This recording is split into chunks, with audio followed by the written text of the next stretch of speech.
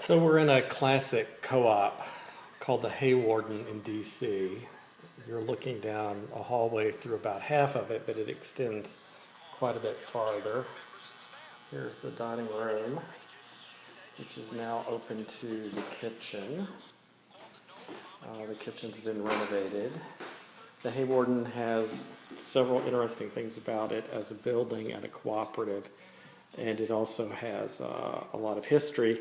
I actually used to list units here back in the middle 90s, and then they were for sale for like $30,000, and if they were kind of unrenovated, for a long time they were actually for sale for more like, even renovated ones were all well below $100,000.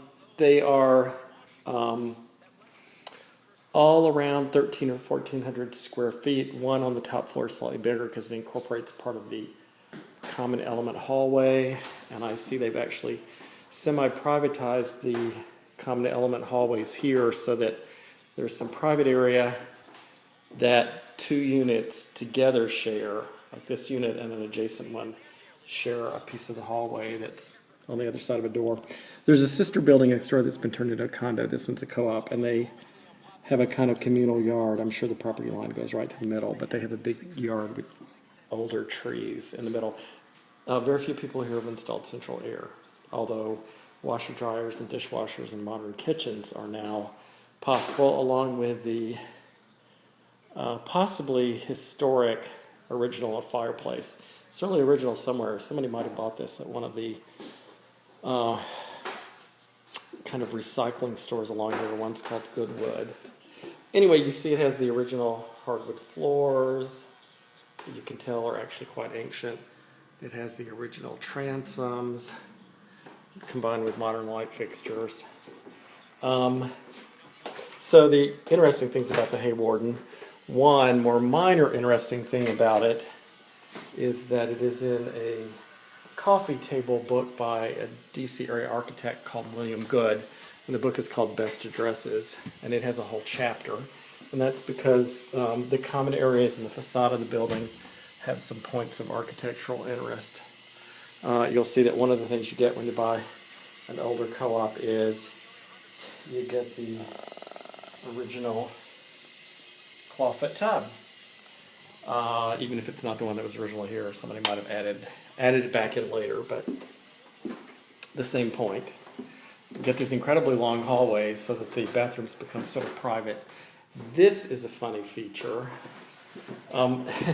This is a little copper tube that goes throughout the building, and you could talk to people on the ground floor or perhaps in the laundry room. And in certain houses in Mount Pleasant and Columbia Heights where these exist, where this is on the second floor and maybe on the first floor, maybe on the basement, people have begun to use them as baby monitors, because if you put your crib next to one on the second floor, you can actually be in the kitchen or the laundry room and you can hear your baby making noises in his or her sleep or crying, and you don't actually need a modern electronic baby monitor, or at least you can use that as a backup. You can use them both. People tell me they work. Anyway, again, you can see there's an air conditioning unit. This apartment is now for sale. It has quite high ceilings for $625,000, which might be the highest price that anybody's tried to sell one here. When we make a video to pair with this one of the outside, you'll see that this is on the edge of a gentrifying area. So here's some original kind of almost Queen Anne spindle work, and you'll see that some of it's broken. This is basically the sun rising in wood. Here's the living room. So this is only 2 bedrooms. It's 2 bedrooms and 1 bath in about 1,400 square feet, 1,350, something like that, 1,250. And in DC, it's really common, even in big co-ops, which are usually bigger than condos, to get 2 bedrooms and 2 baths into 1,200 square feet. So this has got a lot more space than most, although a lot of it is that hallway. Although you can perhaps tell this is a fairly large living room. Anyway, the other interesting thing about the Haywarden, here's another, looks like very original fireplace. Of course, these fireplaces were converted to gas and they were capped off and just decorative. The other thing that's interesting about it is it's one of 2 co-ops in D.C. that started out as all African-American co-ops, which they aren't anymore. They're very integrated, and so is the neighborhood and whatever. This one, I think, was actually purchased, probably, I'll bet you on a promissory note, from the original landlord. I believe the other one was actually built. The other one's at 2100 19th Street, 10 blocks away or so. I think it was actually built as a co-op. So just 20 years ago, this place was kind of falling apart, this entire building. They have replaced the hardwood floors out here. So out there is a stairwell and a very rickety old-fashioned elevator. And this little space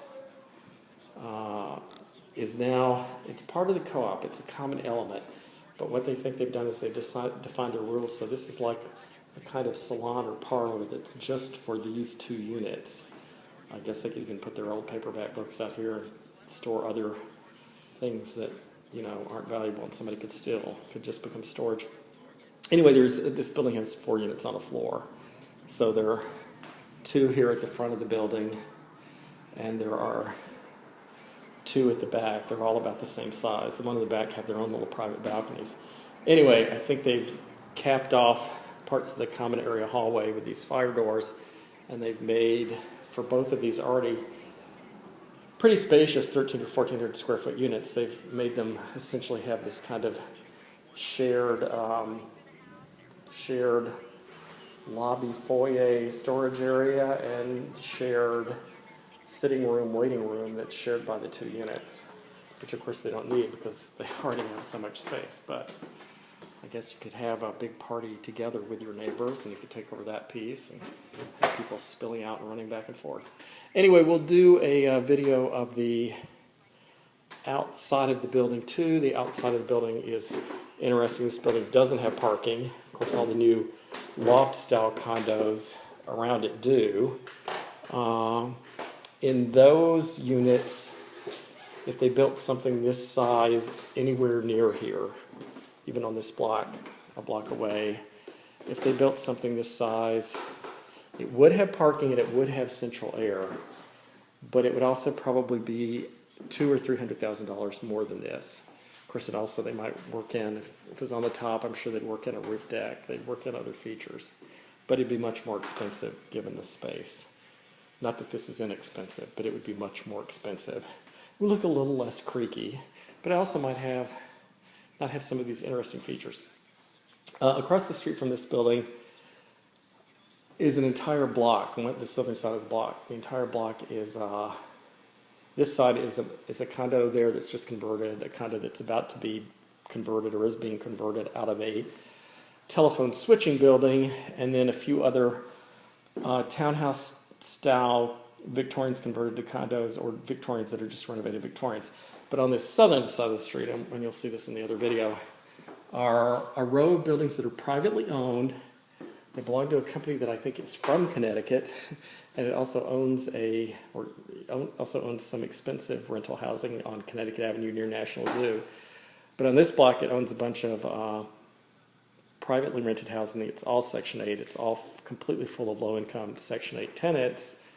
There used to be a lot of crime. I used to hear that the police were called every single day to break up basically domestic disturbances in those buildings. I heard from somebody who worked for the corporation involved years ago that there was a plot to gradually move the tenants out of one building into the other, because there are like 4 or 5 buildings, by giving them rental inducements so that they could eventually get one completely empty, heavily renovated, and either turn it into condos and sell them off, or just rent it out to people who pay higher rents and have more money. But apparently that never happened. Anyway, we'll see those buildings. We might even see people who are unemployed or out of school or something just sitting on their stoop. I doubt we'll actually see any police or anybody coming to solve a domestic dispute, but it could happen. They're actually quite attractive buildings. They're at least as attractive as this one. That's one of them right across.